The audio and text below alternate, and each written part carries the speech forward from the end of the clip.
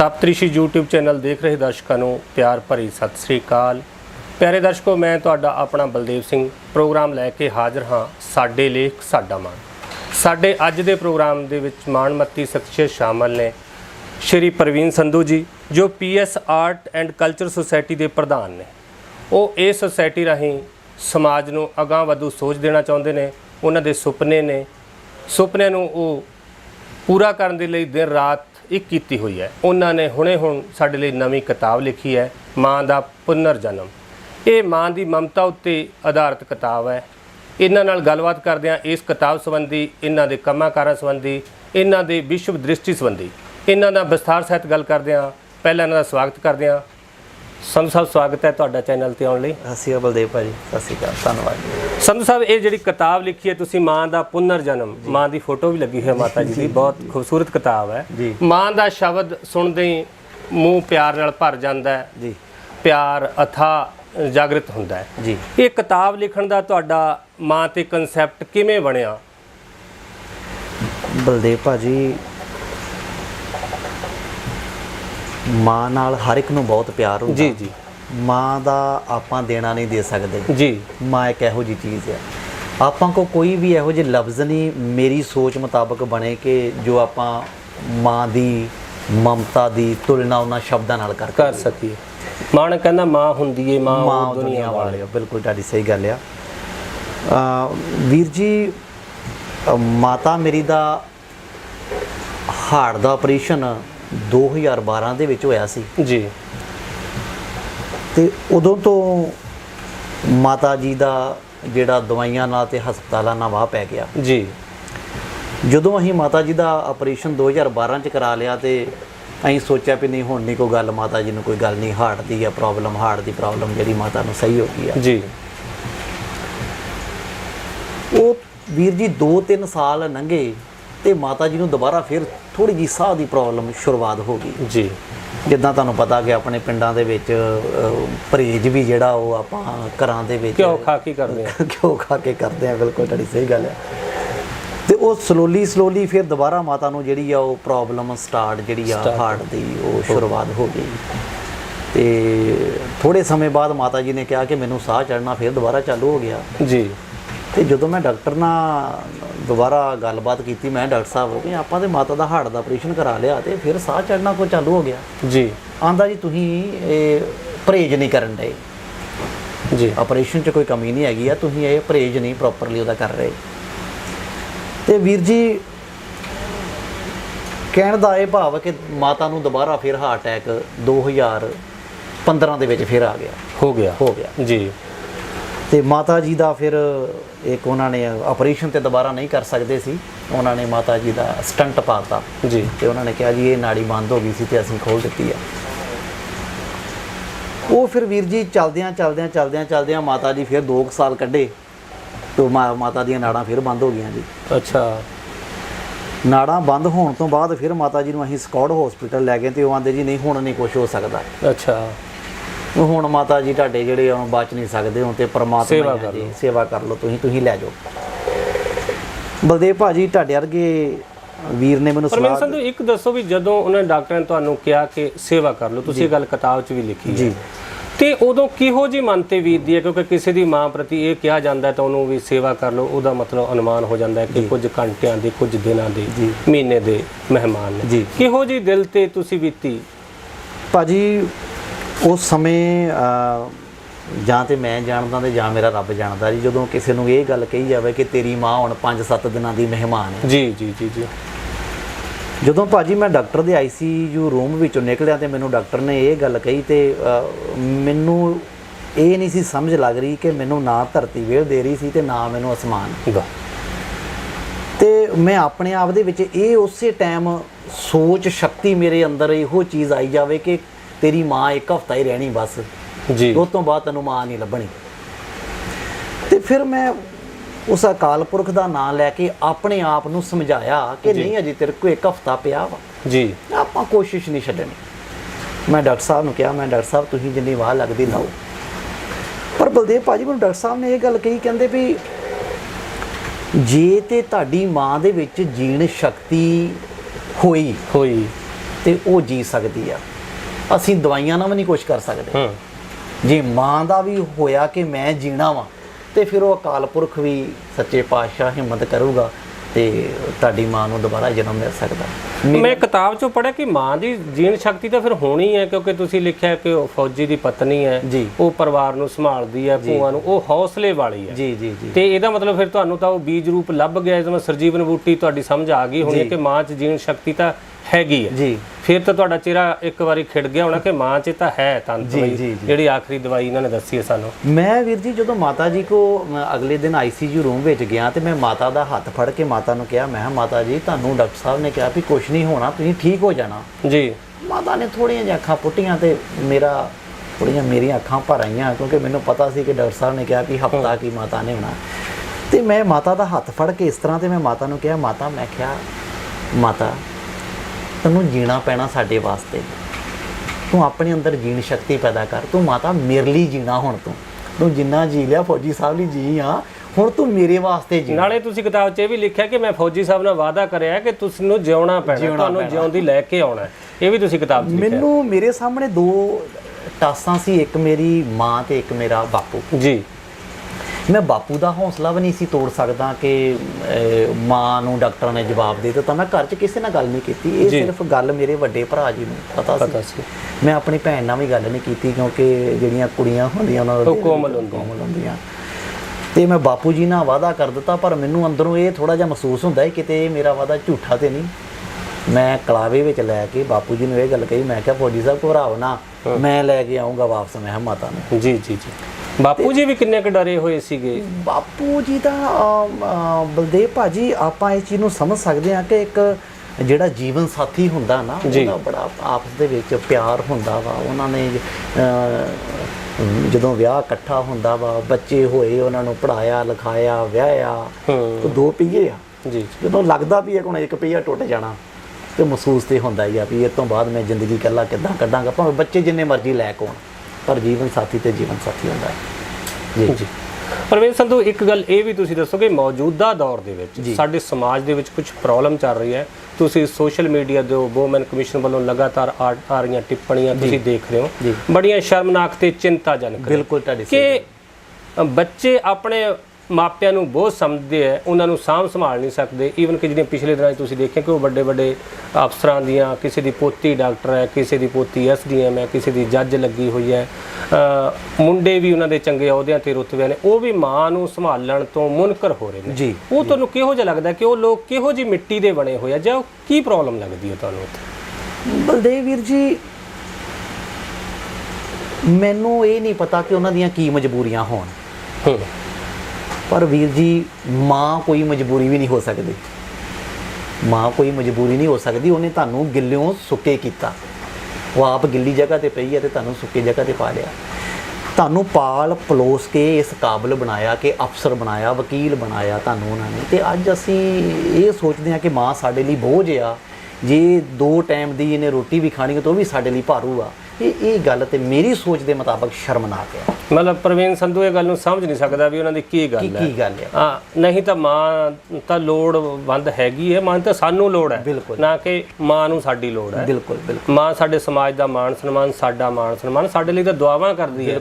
ਮਾਂ ਤਾਂ ਇੱਕ ਇਹੋ ਜਿਹਾ ਗਹਿਣਾ, ਜੇ ਪੁੱਤ ਨੂੰ ਅੱਜ ਕੱਲ੍ਹ ਕਿਡਨੀ ਦੀ ਲੋੜ ਪਈ, ਸਭ ਤੋਂ ਪਹਿਲਾਂ ਮਾਂ ਉਹ ਕਰਦੀ। ਪਤਾ ਨਹੀਂ ਕਿਹੋ ਜਿਹੇ ਸਮਾਜ ਦੀ ਚਿੰਤਾ ਹੈ, ਸਾਡੇ ਸਮਾਜ ਲਈ ਚਿੰਤਾ ਦਾ ਵਿਸ਼ਾ ਹੈ।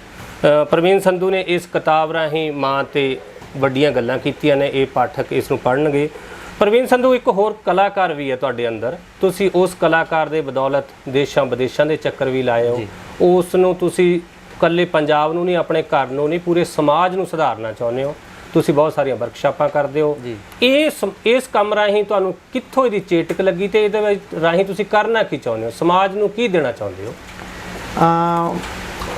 ਬਲਦੇਵ ਭਾਜੀ, ਮੈਂ ਜਦੋਂ ਬਚਪਨ ਵਿੱਚ ਸਕੂਲ ਹੁੰਦਾ ਸੀ ਤੇ ਸਕੂਲ ਦੇ ਵਿੱਚ ਹੀ ਮੈਨੂੰ ਥੋੜਾ ਜਿਹਾ ਲਗਾ ਸੀ ਰੰਗਮੰਚ ਦੇ ਨਾਲ।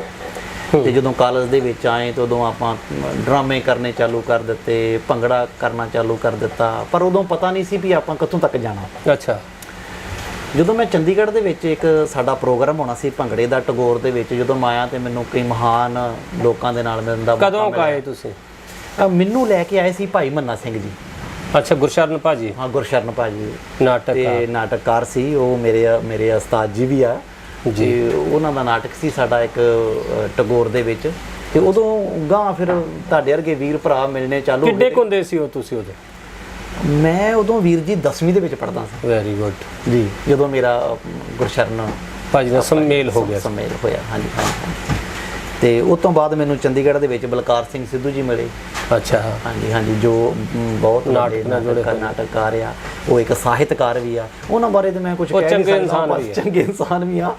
ਤੇ ਜੇ ਉਹਨਾਂ ਦੇ ਬਾਰੇ ਮੈਂ ਦੱਸਣ ਡਿਆ ਪਤਾ ਉਹਨਾਂ ਦੀ ਲਿਸਟ, ਉਹ ਚੇਅਰਮੈਨ ਵੀ ਆ, ਉਹ ਪ੍ਰਧਾਨ ਵੀ ਆ, ਉਹ ਸਾਹਿਤਕਾਰ ਵੀ ਆ, ਉਹ ਬਹੁਤ ਕੁਛ ਹੀ ਆ ਜੀ ਉਹਨਾਂ ਬਾਰੇ। ਸਭ ਤੋਂ ਵੱਡੀ ਗੱਲ ਹੈ ਉਹ ਦੂਜਿਆਂ ਦਾ ਸਤਿਕਾਰ ਵੀ ਆ, ਵੱਡੇ ਛੋਟਿਆਂ ਦਾ। ਅਸਲ ਦੇ ਵਿੱਚ ਮੈਨੂੰ ਉਹਨਾਂ ਨੇ ਜਿਹੜਾ ਬੁੱਕ ਦਾ ਵੀਰ ਜੀ ਮੈਂ ਲਿਖੀ ਆ ਲਾਕਡਾਊਨ ਦੇ ਵਿੱਚ, ਜਦੋਂ ਮੈਂ ਆਸਟ੍ਰੇਲੀਆ ਤੋਂ ਵਾਪਸ ਆਇਆ ਮਾਰਚ ਦੇ ਵਿੱਚ, ਤੇ ਮੈਨੂੰ ਆਂਦੇ ਵੀ ਸੰਧੂ ਤੂੰ ਕੀ ਕਰਦਾ ਹੁੰਦਾ? ਮੈਂ ਕਿਹਾ ਜੀ ਮੈਂ ਤੇਰੇ ਘਰੇ ਹੀ ਆ। ਆਂਦੇ ਫਿਰ ਆ ਜਾ ਚੰਡੀਗੜ੍ਹ, ਕੁਛ ਨਾ ਕੁਛ ਆਪਾਂ ਨਵਾਂ ਕਰਦੇ ਆ ਜੀ। ਤੇ ਅਸੀਂ ਪੰਜਾਬੀ ਲੇਖਕ ਸਭਾ ਸੈਕਟਰ 16 ਦੇ ਵਿੱਚ ਜਦੋਂ ਉਹਨਾਂ ਦੀਆਂ ਸਭਾਵਾਂ ਹੋਣੀਆਂ ਤੇ ਮੈਂ ਵੇਖਣਾ, ਤੇ ਮੈਨੂੰ ਉਹਨਾਂ ਨੇ ਕਹਿਣਾ ਜੀ ਅੱਜ ਕਿਤਾਬ ਰਿਲੀਜ਼ ਹੋਣੀ ਆ ਜੀ। ਇੱਕ ਭਾਜੀ ਮੈਨੂੰ ਚੇਤਾ ਕਿਤਾਬ ਰਿਲੀਜ਼ ਹੋਈ ਕਿਸਾਨੀ ਅੰਦੋਲਨ ਉੱਤੇ, ਪ੍ਰਭਜੋਤ ਕੌਰ ਮੈਮ ਦੀ, ਮੈਮ ਢਿੱਲੋਂ ਦੀ ਜੀ, ਮੈਮ ਢਿੱਲੋਂ ਜੀ ਦੀ। ਤੇ ਉਹ ਜਦੋਂ ਮੈਂ ਕਿਤਾਬ ਰਿਲੀਜ਼ ਹੋਈ ਤੇ ਫੋਟੋਆਂ ਮੈਂ ਹੀ ਖਿੱਚ ਰਿਹਾ ਸੀ ਵਿੱਚ ਉਹਨਾਂ ਦੀਆਂ। ਅੱਛਾ, ਤੇ ਮੇਰੇ ਮਨ ਵਿੱਚ ਫੋਟੋ ਖਿੱਚਦਿਆਂ ਵਿਚਾਰ ਆਇਆ ਕਿ ਯਾਰ ਮਤਲਬ ਕਿ ਕਿਤਾਬ ਇਹ ਲਿਖਦੇ ਆ, ਕਿੰਨਾ ਕੁ ਦਿਮਾਗ ਹੋਊਗਾ ਇਕੱਲਾ ਇਕੱਲਾ ਸ਼ਬਦ ਲਿਖਣਾ, ਤੇ ਉਸ ਤੋਂ ਬਾਅਦ ਉਹਨਾਂ ਸ਼ਬਦਾਂ ਨੇ ਲੋਕਾਂ ਨੂੰ ਪੜ੍ਹਨਾ, ਉਹਨਾਂ ਨੂੰ ਸੇਧ ਦੇਣੀ ਕਿਸਾਨੀ ਅੰਦੋਲਨ ਬਾਰੇ। ਤੇ ਮੇਰੇ ਮਨ 'ਚ ਭਾਜੀ ਇੱਕ ਕੀੜਾ ਆਇਆ, ਉਹ ਕੀੜਾ ਮੈਂ ਜ਼ਾਹਰ ਕੀਤਾ ਬਲਕਾਰ ਸਿੰਘ ਸਿੱਧੂ ਜੀ ਨਾਲ ਕਿ ਭਾਜੀ ਮੈਂ ਕਿਤਾਬ ਲਿਖਣਾ ਚਾਹੁੰਦਾ ਜੀ, ਪਰ ਮੈਂ ਲਿਖਾਂ ਕੀ? ਮੁੱਦਾ ਇਹ ਵੀ ਲਿਖਣਾ ਕੀ ਆ, ਲਿਖਣਾ ਕੀ ਹੈ। ਤੇ ਉਹਨਾਂ ਨੂੰ ਪਤਾ ਸੀ ਉਸ ਟਾਈਮ ਮੇਰੀ ਮਾਤਾ ਥੋੜਾ ਜਿਹਾ ਹਸਪੀਟਲ ਤੋਂ ਬਾਹਰ ਆਈ ਸੀ, ਤੇ ਮੈਨੂੰ ਆਂਦੇ ਤੂੰ ਕੁਛ ਆਪਣੀ ਮਾਂ ਬਾਰੇ ਕਿਉਂ ਨਹੀਂ ਲਿਖਦਾ? ਪੀਨਾ ਤੂੰ ਸੰਘਰਸ਼ ਕੀਤਾ ਮਾਤਾ ਦੇ ਨਾਲ। ਕਿਉਂਕਿ ਇਹਦਾ ਮਤਲਬ ਬਲਕਾਰ ਸਿੱਧੂ ਜੀ ਸਿਆਣੇ ਬੰਦੇ ਸੀ, ਉਹਨਾਂ ਨੂੰ ਲੱਗਦਾ ਸੀ ਕਿ ਇਸ ਸਮਾਜ ਦੇ ਜਦੋਂ ਸਮਾਜ ਭੱਠੀ ਵਾਂਗੂ ਤਪਿਆ ਪਿਆ ਮਾਂ ਦੀ ਸਾਂਭ ਸੰਭਾਲ ਨੂੰ ਲੈ ਕੇ, ਤਾਂ ਇਹੋ ਜਿਹਾ ਸਾਨੂੰ ਬਰਫ਼ ਦਾ ਡਲਾ ਉੱਥੇ ਸਿੱਟਣ ਦੀ ਲੋੜ ਹੈ।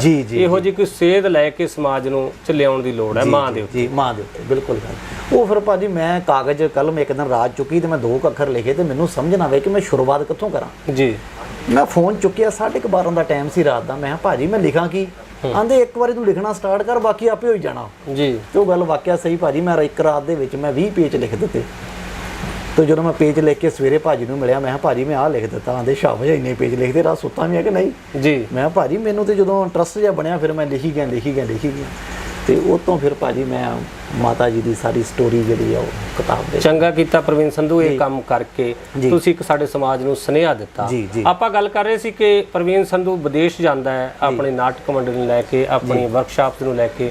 ਉਹ ਲਿਜਾਣ ਪਿੱਛੇ ਜਾਂ ਉਸ ਕੰਮ ਪਿੱਛੇ ਤੁਹਾਡਾ ਮੰਤਵ ਕੀ ਹੈ?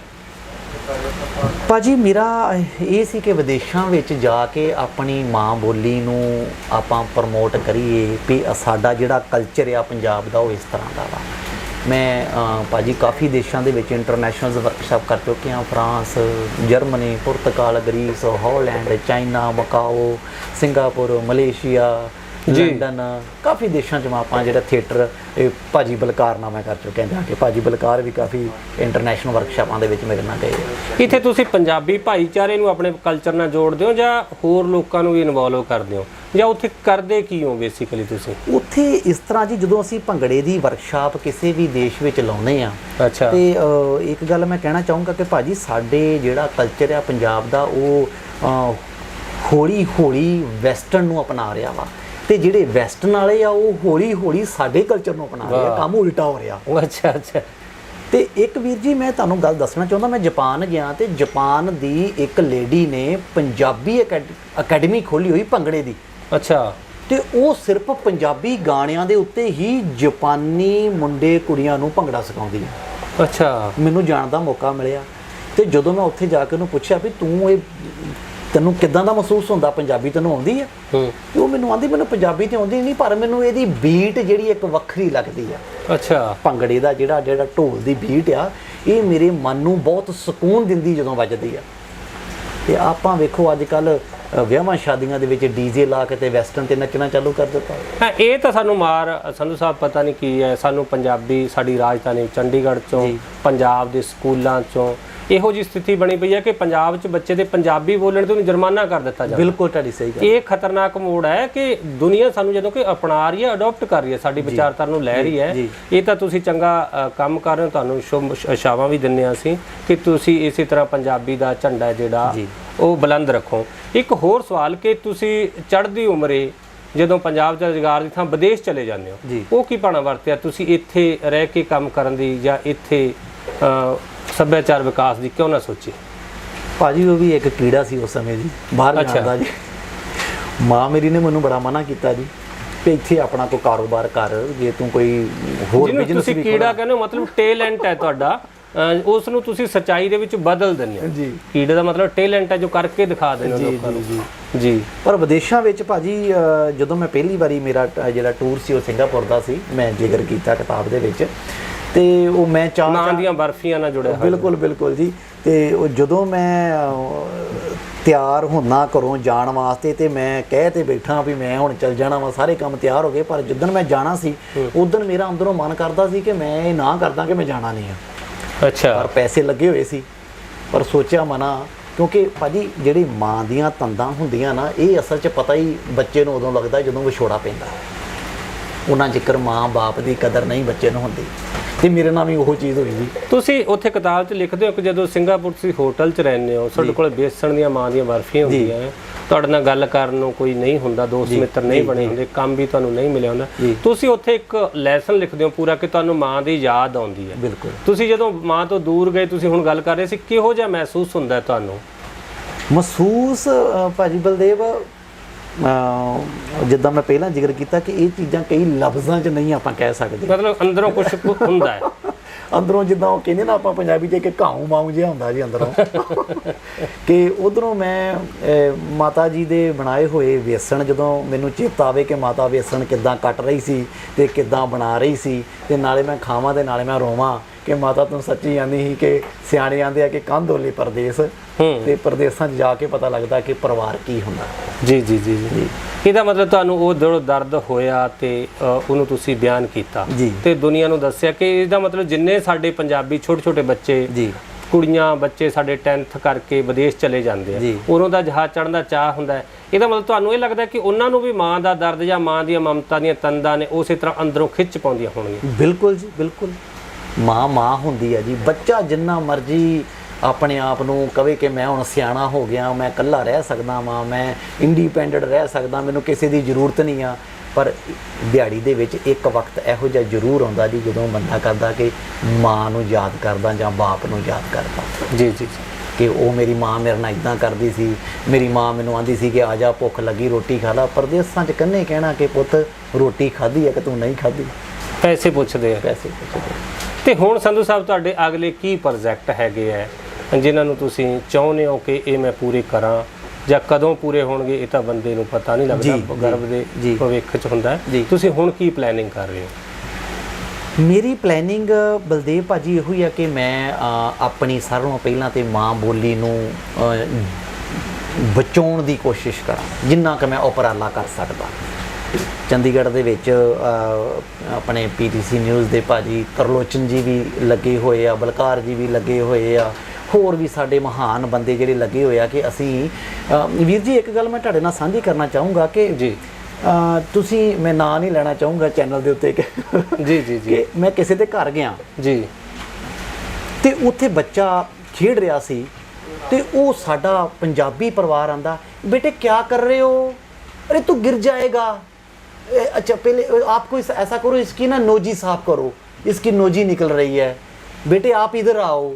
मैं वो वेख रहा सी कि ये साडा पंजाबी परिवार आ, ये बच्चे नू क्यों शर्मा रहा इन्नी गल कहण ते कि बेटे तेरा नक वग रहा, इनू साफ कर, बेटे तैनू सट लग जूगी, इदां गलतियां ना कर, शरारतां ना कर। भाजी आपां क्यों अपनी माँ बोली नू वसार रहे हैं, क्यों आपां भुलदे जा रहे हैं? ਤੇ ਜਦੋਂ ਮੈਂ ਉਹਨਾਂ ਨਾਲ ਜ਼ਿਕਰ ਕੀਤਾ ਕਿ ਵੀਰ ਜੀ ਤੁਸੀਂ ਇਦਾਂ ਕਿਉਂ ਕਰਦੇ ਜੇ, ਉਹ ਆਂਦੇ ਜੀ ਹੁਣ ਇਹ ਸਕੂਲਾਂ 'ਚ ਪੜ੍ਹਦੇ ਆ ਤੇ ਪੰਜਾਬੀ ਇਹਨਾਂ ਨੂੰ ਬਾਹਲੀ ਲਿਖਣੀ ਨਹੀਂ ਆਉਂਦੀ। ਅੱਛਾ, ਇਹ ਹਿੰਦੀ 'ਚ ਹੀ ਗੱਲ ਕਰਦੇ ਆ। ਤੇ ਮੈਂ ਕਿਹਾ ਭਾਜੀ ਜੇ ਆਪਣੇ ਪੰਜਾਬੀ ਸ਼ਰਮ ਮਹਿਸੂਸ ਕਰਦੇ ਆ ਆਪਣੀ ਮਾਂ ਬੋਲੀ ਨੂੰ ਬੋਲਣ ਦੇ ਵਿੱਚ, ਤੇ ਭਾਜੀ ਸਾਡੇ ਵਾਸਤੇ ਬੜੀ ਉਹ ਗੱਲ ਆ। ਪਰ ਮੈਂ ਜਿੰਨਾ ਕਿ ਮੇਰਾ ਵਿਦੇਸ਼ਾਂ ਨਾਲ ਵਾਹ ਰਿਹਾ ਭਾਜੀ, ਵਿਦੇਸ਼ਾਂ ਦੇ ਵਿੱਚ ਸਾਡੀ ਮਾਂ ਬੋਲੀ ਨੂੰ ਕੀਪ ਕਰਕੇ ਰੱਖਿਆ ਉਹਨਾਂ ਨੇ। ਅੱਛਾ ਭਾਜੀ, ਗੁਰਦੁਆਰਿਆਂ ਦੇ ਵਿੱਚ ਅੱਛਾ ਜਿੰਨਾ ਮਰਜ਼ੀ ਕੋ ਪੜ੍ਹਿਆ ਲਿਖਿਆ ਉੱਥੇ ਕੋਈ ਅੰਗਰੇਜ਼ੀ ਨਹੀਂ ਬੋਲਦਾ। ਸੰਧੂ ਸਾਹਿਬ ਇਹ ਦੱਸੋ ਕਿ ਉਧਰਲੇ ਲੋਕ ਆਪਣੀ ਮਾਂ ਬੋਲੀ ਨੂੰ ਪਿਆਰ ਕਰਦੇ ਆ? ਬਹੁਤ ਜ਼ਿਆਦਾ ਜੀ। ਜਿਵੇਂ ਜਾਪਾਨ ਦੀ ਗੱਲ ਕਰ ਰਹੇ ਹੋ ਤੁਸੀਂ ਜੀ, ਫਰਾਂਸ ਦੀ ਗੱਲ ਕਰ ਰਹੇ ਹੋ, ਇਟਲੀ, ਜਰਮਨ, ਜਿਹੜੇ ਵੀ ਤੁਸੀਂ ਦੇਸ਼ਾਂ 'ਚ ਗਏ ਹੋ ਜੀ, ਉਹ ਆਪਣੀ ਨੂੰ ਕਰਦੇ ਆ? ਜਿੱਥੇ ਜਿੱਥੇ ਸਾਡੇ ਪੰਜਾਬੀ ਬੈਠੇ ਆ ਜੀ, ਉਹ ਸਾਡੀ ਮਾਂ ਬੋਲੀ ਨੂੰ ਬਹੁਤ ਪਿਆਰ ਕਰਦੇ। ਨਹੀਂ, ਪੰਜਾਬੀ ਆਪਣੀ ਮਾਂ ਬੋਲੀ ਨੂੰ ਕਰਦੇ, ਜਰਮਨਾਂ ਦੀ ਆਪਣੀ, ਫਰਾਂਸ ਵਾਲਿਆਂ ਦੀ ਆਪਣੀ, ਜਾਪਾਨ ਵਾਲਿਆਂ ਦੀ ਆਪਣੀ ਮਾਂ ਬੋਲੀ ਹੈ। ਜਾਪਾਨੀ ਆਪਣੀ ਮਾਂ ਬੋਲੀ ਨੂੰ ਪਿਆਰ ਕਰਦੇ ਆ, ਜੋ ਪਿਆਰ ਕਰਦੇ ਆ ਜੀ। ਜਾਂ ਉਹ ਵੀ ਅੰਗਰੇਜ਼ੀ ਪਿੱਛੇ ਨੇ? ਨਹੀਂ ਜੀ, ਤੁਸੀਂ ਇਟਲੀ ਚਲ ਜਾਓ, ਤੁਹਾਨੂੰ ਕਿਤੇ ਵੀ ਅੰਗਰੇਜ਼ੀ ਵਿੱਚ ਸਾਈਨ ਬੋਰਡ ਨਾ ਲੱਗੂਗਾ। ਜਰਮਨੀ ਚਲ ਜਾਓ, ਤੁਹਾਨੂੰ ਜਰਮਨੀ ਭਾਸ਼ਾ 'ਚ ਮਿਲ ਜਾਊਗੀ। ਪੁਰਤਗਾਲ ਚਲ ਜਾਓ, ਤੁਹਾਨੂੰ ਪੁਰਤਗਾਲੀ 'ਚ ਉਹਨਾਂ ਦੇ ਸਾਈਨ ਬੋਰਡ ਮਿਲੋਗੇ, ਅੰਗਰੇਜ਼ੀ ਮਿਲੂਗੀ ਨਹੀਂ। ਤੇ ਤੁਸੀਂ ਸਾਡੇ ਵੇਖ ਲਓ ਜੀ, ਸਾਡੇ ਆਪਾਂ ਜ਼ਿਆਦਾਤਰ, ਮੈਂ ਅੰਗਰੇਜ਼ੀ ਨੂੰ ਮਾੜਾ ਨਹੀਂ ਕਹੂੰਗਾ ਵੀ ਅੰਗਰੇਜ਼ੀ ਮਾੜੀ ਆ ਜਾਂ ਹਿੰਦੀ ਮਾੜੀ ਆ, ਪਰ ਮੈਂ ਮਤਲਬ ਸ਼ਰਮ ਨਹੀਂ ਸਾਨੂੰ ਮਹਿਸੂਸ ਕਰਨੀ ਚਾਹੀਦੀ ਆਪਣੀ ਮਾਂ ਤੇ, ਆਪਣੀ ਮਾਂ ਤੇ ਔਰ ਆਪਣੀ ਮਾਂ ਬੋਲੀ ਤੇ ਸ਼ਰਮ ਮਹਿਸੂਸ ਇਹ ਨਹੀਂ ਕਰਨੀ ਚਾਹੀਦੀ। ਸੰਧੂ ਸਾਹਿਬ, ਆਪਣਾ ਸਮਾਂ ਨੇੜੇ ਪਹੁੰਚਦਾ ਜਾਂਦਾ ਹੈ, ਤੁਸੀਂ ਅਖੀਰ ਦੇ ਵਿੱਚ ਪਾਠਕਾਂ ਨੂੰ, ਸਾਡੇ ਦਰਸ਼ਕਾਂ ਨੂੰ ਕੀ ਗੱਲ ਕਹਿਣੀ ਚਾਹੋਗੇ, ਜੋ ਵੀ ਤੁਸੀਂ ਗੱਲਾਂ ਸਾਂਝੀਆਂ ਕਰਨੀ ਚਾਹੁੰਦੇ ਹੋ ਅਖੀਰ ਦੇ ਵਿੱਚ? ਮੈਂ ਬਲਦੇਵ ਭਾਜੀ ਆਪਣੇ ਪਾਠਕਾਂ ਨੂੰ ਇਹੋ ਹੀ ਗੱਲ ਕਹਿਣਾ ਚਾਹਾਂਗਾ, ਹੱਥ ਜੋੜ ਕੇ, ਕਿ ਮਾਂ ਬਾਪ ਨੂੰ ਨਾ ਵਿਸਾਰੋ। ਮਾਂ ਬਾਪ ਦਾ ਅਸੀਂ ਦੇਣਾ ਨਹੀਂ ਦੇ ਸਕਦੇ। ਨਾਲੇ ਪੰਜਾਬ ਦੀ ਧਰਤੀ ਤੋਂ ਇਹੋ ਜੀ ਗੱਲ ਪੈਦਾ ਹੋਣੀ ਉਹੀ ਮਾੜੀ ਗੱਲ ਆ, ਮਾੜੀ ਗੱਲ ਆ। ਸਾਡੀਆਂ ਗੱਲਾਂ ਦੇ ਭਾਜੀ, ਸਾਡੇ ਯੋਧਿਆਂ ਦੀਆਂ ਗੱਲਾਂ ਵੇਖੋ, ਤੇ ਇੱਕ ਕਿੱਡਾ ਵੱਡੇ ਇਤਿਹਾਸ ਰਚੇ ਹੋਏ ਆ, ਤੇ ਅੱਜ ਸਾਡੀਆਂ ਮਾਵਾਂ ਸੜਕਾਂ ਤੇ ਰੋਲਦੀਆਂ ਫਿਰਨ ਤੇ ਮੰਗਦੀਆਂ ਫਿਰਨ। ਭਾਜੀ, ਪੰਜਾਬ ਵਾਸਤੇ ਬਹੁਤ ਵੱਡੀ ਸ਼ਰਮ ਵਾਲੀ ਗੱਲ ਆ ਜੀ। ਤੇ ਮੈਂ ਇਹੋ ਸੁਣਾ ਦੇਣਾ ਚਾਹੁੰਦਾ ਕਿ ਥੋੜੀ ਖਾ ਲਓ, ਪਰ ਆਪਣੇ ਮਾਂ ਬਾਪ ਨੂੰ ਜੋ ਉਹਨਾਂ ਦਾ ਬਣਦਾ ਪਿਆਰ ਮਾਂ ਬਾਪ ਨੂੰ ਦਿਓ, ਬੀਵੀ ਦਾ ਬਣਦਾ ਪਿਆਰ ਬੀਵੀ ਨੂੰ ਦਿਓ, ਬੱਚਿਆਂ ਦਾ ਬਣਦਾ ਪਿਆਰ ਬੱਚਿਆਂ ਨੂੰ ਦਿਓ। ਇਹ ਨਹੀਂ ਕਿ ਬੈਲੈਂਸ ਬਣਾ ਕੇ ਚੱਲੋ, ਇਹ ਨਹੀਂ ਕਿ ਬੀਵੀ ਵਾਲੇ ਬੰਨੇ ਸਾਰਾ ਝੁਕ ਜਾਓ ਤੇ ਜਿੱਦਾਂ ਉਹ ਕਹੀ ਜਾਂਦੀ ਆ ਤੇ ਉਦਾਂ ਹੀ ਮਾਂ ਨੂੰ ਅਸੀਂ ਘਰੋਂ ਬਾਹਰ ਕੱਢ ਦਈਏ ਬੀਵੀ ਦੇ ਮਗਰ ਲੱਗ ਕੇ। ਬੀਵੀ ਨੂੰ ਬੈਲੈਂਸ 'ਚ ਰੱਖੋ, ਪੁੱਤਾਂ ਨੂੰ ਬੈਲੈਂਸ 'ਚ ਰੱਖੋ, ਆਪਣੀ ਗ੍ਰਿਸਤ ਲਾਈਫ ਨੂੰ ਵੀ ਬੈਲੈਂਸ 'ਚ ਰੱਖੋ, ਤੇ ਮਾਂ ਬਾਪ ਦਾ ਬਣਦਾ ਪਿਆਰ ਉਹਨਾਂ ਨੂੰ ਜ਼ਰੂਰ ਦਿਓ। ਤੇ ਇਸੇ ਤਰ੍ਹਾਂ ਅਸੀਂ ਭਾਸ਼ਾ ਨੂੰ ਵੀ ਸਮਤੋਲ 'ਚ ਰੱਖੀਏ। ਬਿਲਕੁਲ ਬਿਲਕੁਲ ਬਿਲਕੁਲ ਬਿਲਕੁਲ ਸਹੀ ਗੱਲ ਹੈ ਤੁਹਾਡੀ। ਸੰਧੂ ਸਾਹਿਬ, ਮਾਂ ਬੋਲੀ ਆ ਉਹਨੂੰ ਵੀ ਨਾ ਭੁੱਲਣਾ, ਵਿਸਾਰੀਏ ਨਾ, ਐਵੇਂ ਨਾ ਅੰਗਰੇਜ਼ੀ ਨੂੰ ਸਿਰ ਤੇ ਨਾ ਬਿਠਾਈਏ, ਕੰਮਕਾਰ ਲਈ ਤੁਹਾਨੂੰ ਵਰਤਦੇ ਰਹੀਏ। ਬਿਲਕੁਲ ਬਿਲਕੁਲ ਬਿਲਕੁਲ। ਸੰਧੂ ਸਾਹਿਬ, ਤੁਹਾਡਾ ਬਹੁਤ ਬਹੁਤ ਸ਼ੁਕਰੀਆ। ਤੁਸੀਂ ਸਾਡੇ ਪਾਠਕਾਂ ਨਾਲ ਗੱਲਾਂ ਕੀਤੀਆਂ, ਉਹਨਾਂ ਨੂੰ ਸਾਨੂੰ ਸੇਧ ਵੀ ਦਿੱਤੀ ਮਾਂ ਪਾਣੀ ਦੀ ਤੇ ਮਾਂ ਬੋਲੀ ਦੀ ਸਿੱਖਿਆ ਦੀ। ਜਿਹੜੀ ਤੁਸੀਂ ਗੱਲਾਂ ਕੀਤੀਆਂ ਨੇ, ਆਸ ਹੈ ਕਿ ਦਰਸ਼ਕਾਂ ਲਈ ਇਹ ਲਾਭਦਾਇਕ ਹੋਣਗੇ, ਇਹਨਾਂ ਤੋਂ ਪ੍ਰੇਰਣਾ ਵੀ ਲੈਣਗੇ। ਤੁਹਾਡਾ ਇੱਕ ਵਾਰੀ ਫੇਰ ਧੰਨਵਾਦ ਸੰਧੂ ਸਾਹਿਬ। ਬਲਦੇਵ ਭਾਜੀ।